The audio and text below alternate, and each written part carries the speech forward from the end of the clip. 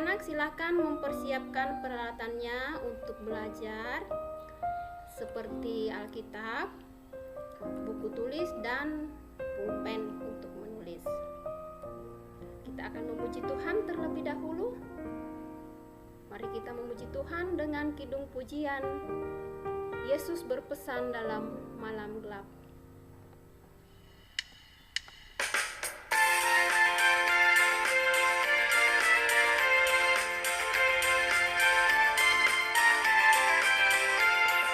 Yesus berpesan dalam malam gelap, kamu harus jadi lilin gemerlap, anak masing-masing di sekitarmu, dalam dunia ini bersinarlah.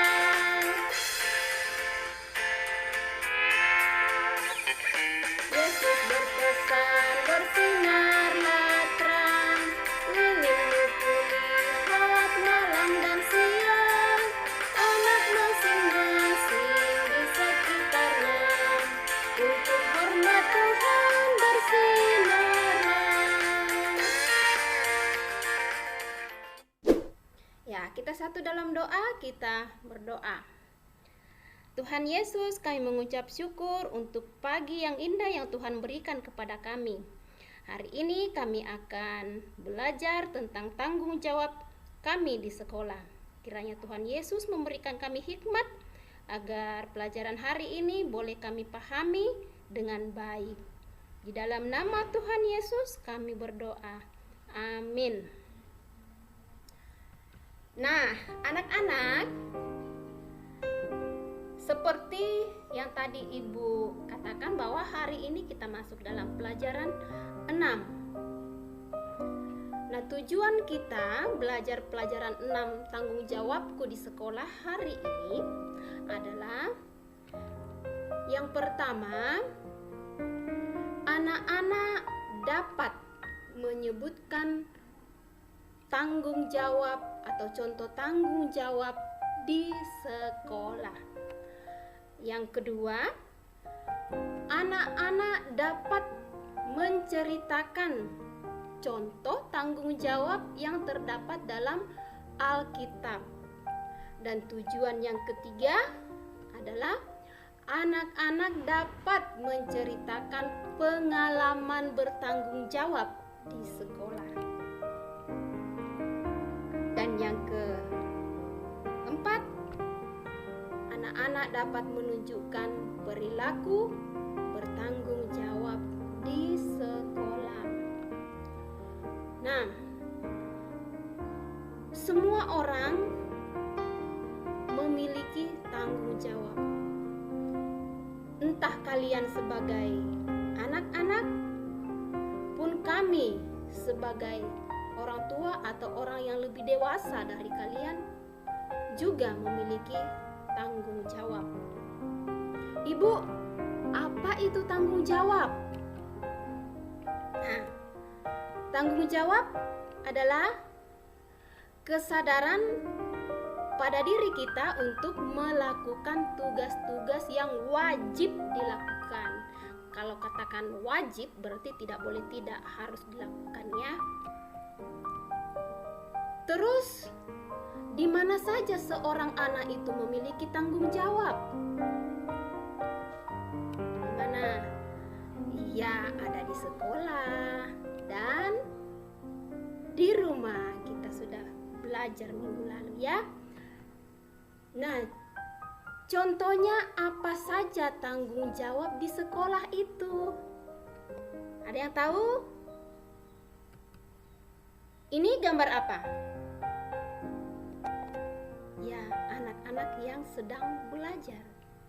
Jadi, tanggung jawab kalian sebagai anak sekolah adalah belajar dengan baik. Yang kedua, ya, kalau ada tugas dikerjakan, mengerjakan tugas. Dan yang ketiga, mendengarkan guru. Nah, Apa manfaatnya? Apa gunanya? Kita bertanggung jawab. Pasti ada gunanya. 1. Pekerjaan dapat selesai tepat waktu, tidak tertunda-tertunda. Kemudian yang kedua, tidak ada pekerjaan yang tertunda. Nah, Ibu kasih contoh nih. Minggu lalu Ibu kasih tugas kalian di rumah untuk menulis sebuah doa. Dan Ibu berpesan bahwa minggu depan dikumpul, berarti hari ini dikumpul. Kalau kalian mengerjakan tugas itu ketika pulang sekolah, langsung dikerjakan, maka pada hari ini pasti tugas itu sudah ada, Ibu terima. Tapi kalau kalian tidak kerja, berarti tugas kalian tertunda dan bisa saja pekerjaan atau tugas kalian bertambah lagi ya. Kemudian apa manfaatnya yang ketiga? Menjadi anak yang dapat dipercaya ya, dapat dipercaya oleh gurunya karena dia adalah anak yang bertanggung jawab. Nah, anak-anak, kita akan mendengarkan cerita Alkitab yang terambil dari Matius pasal 25 ayat 14 sampai dengan ayat yang ke-30. Tadi Ibu sudah suruh kalian untuk menyiapkan Alkitab. Silahkan dibuka Alkitabnya. Buka Matius pasal 25 ayat 14 sampai ayat 30. Silahkan dibaca dulu. Ya, apa yang telah kalian baca tadi? Ya, perumpamaan tentang talenta. Ya, jadi pada waktu itu Yesus sedang berbicara kepada orang banyak dan mengajarkan perumpamaan tentang talenta ini. Begini ceritanya. Ada seorang tuan yang kaya raya. Tuan ini mau pergi ke luar negeri. Tapi sebelum dia berangkat, dia memanggil 3 orang hambanya. Lalu tuan ini mempercayakan harta-hartanya itu kepada 3 orang hambanya ini. Hamba yang pertama diberi 5 talenta. Hamba yang kedua diberi 2 talenta, dan hamba yang ketiga diberi 1 talenta. Bu Guru, apa itu talenta? Ya, kalau di Alkitab itu bisa dibaca di halaman paling belakang, di belakangnya Perjanjian Baru ada peta, lalu di belakangnya lagi itu ada kamus Alkitab. Nah, di situ ada penjelasan tentang talenta. Nah, Ibu jelaskan singkat saja ya tentang talenta ini. Talenta itu sama dengan 6.000 dinar pada waktu itu ya. 1 dinar itu sama dengan upah atau gaji dalam 1 hari orang kerja. Jadi kalau ada orang kerja dalam 1 hari itu, maka gajinya, upahnya adalah 1 dinar. Nah, seandainya dimasukkan dalam rupiah, katakanlah gaji orang kerja dalam 1 hari itu gajinya 25.000. Berarti 1 dinar sama dengan 25.000. Tadi 1 talenta sama dengan 6.000 dinar. Berarti 1 talenta sama dengan 6.000 dikali 25.000. Sama dengan 150 juta rupiah. Itu kalau gajinya 25.000 1 hari. Beda lagi hitungannya kalau misalnya gajinya 50.000 atau 100.000. Nah, jadi hamba yang tadi diberi 5 talenta itu dia akan dipercayakan kepadanya 5 talenta itu sama dengan 750 juta rupiah. Banyak ya? Ya, banyak. Sementara hamba yang kedua diberi 2 talenta, berarti kalau dirupiahkan itu kurang lebih 300 juta rupiah, dan hamba yang ketiga diberi 1 talenta, berarti kurang lebih 150 juta rupiah.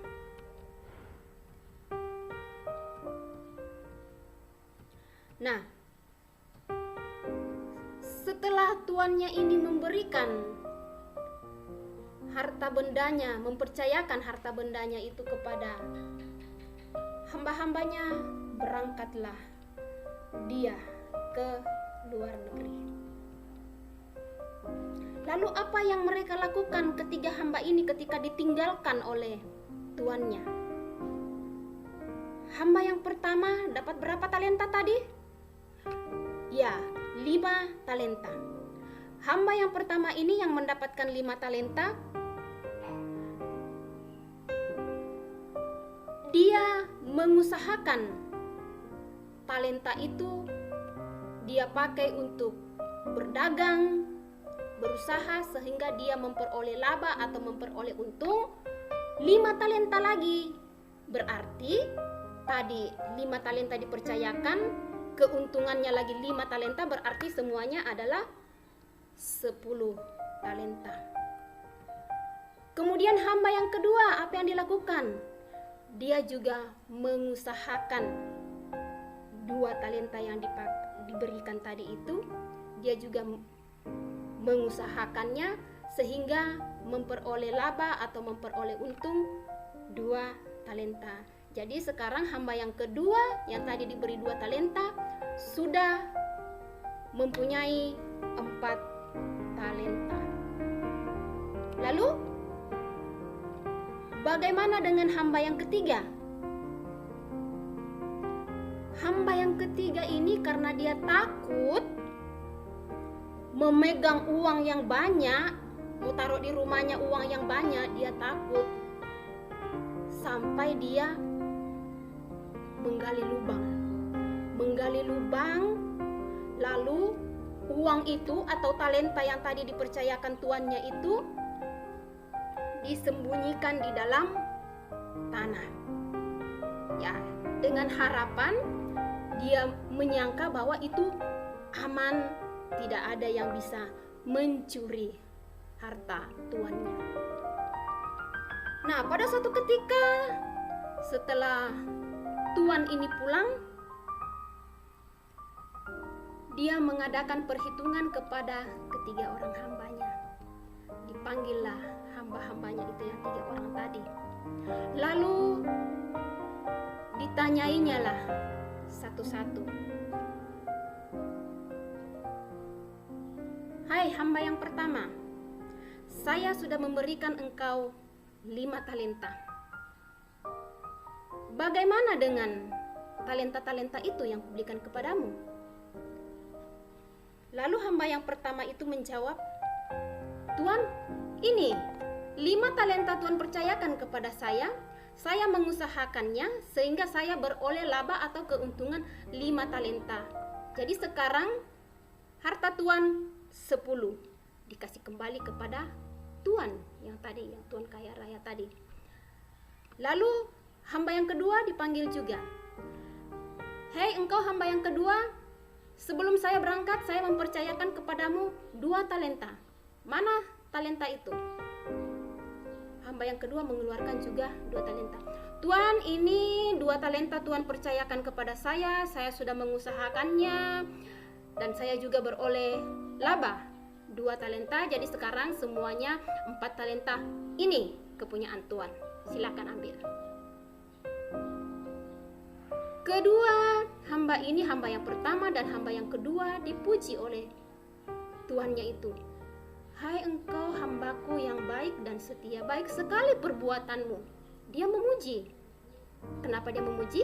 Karena dia bertanggung jawab. Lalu Tuhan ini manggil hamba yang ketiga. Hamba yang ketiga, mana talenta yang satu itu kupercayakan kepadamu? Lalu datanglah hamba yang ketiga ini dengan gemetar dan takut. Lalu mengatakan, "Tuan, saya tahu Tuan adalah orang yang sangat ditakuti orang. Karena itu saya takut Tuan mempercayakan talenta itu kepada saya. Makanya saya sembunyikan dalam tanah supaya orang jangan merampok saya, supaya talenta Tuan aman." Tapi apa kata Tuhan itu? "Hai engkau hamba yang tidak setia, kepadamu telah dipercayakan satu talenta, tetapi kau tidak pergunakan talenta itu, kau tidak beroleh apa-apa. Maka lebih baik talenta itu kuambil daripadamu dan kuberikan lagi kepada orang yang banyak talentanya." Nah, anak-anak ibu, itu adalah contoh tanggung jawab dalam Alkitab. Nah, sekarang tanggung jawab itu kalau dipercayakan kepada kita harus kita lakukan dengan penuh kasih, ya, sama seperti anak-anak. Tanggung jawab kalian sudah kalian ketahui, karena itu kalian harus melakukannya dengan penuh kasih, penuh rasa tanggung jawab. Nah, anak-anak, ketika kita bertanggung jawab terhadap tugas yang diberikan kepada kita, berarti kita menunjukkan sikap disiplin. Ya, kita menunjukkan sikap disiplin karena kita mau melaksanakan tugas dan tanggung jawab kita. Nah, sudahkah anak-anak melakukan tanggung jawabnya di sekolah? Sudahkah?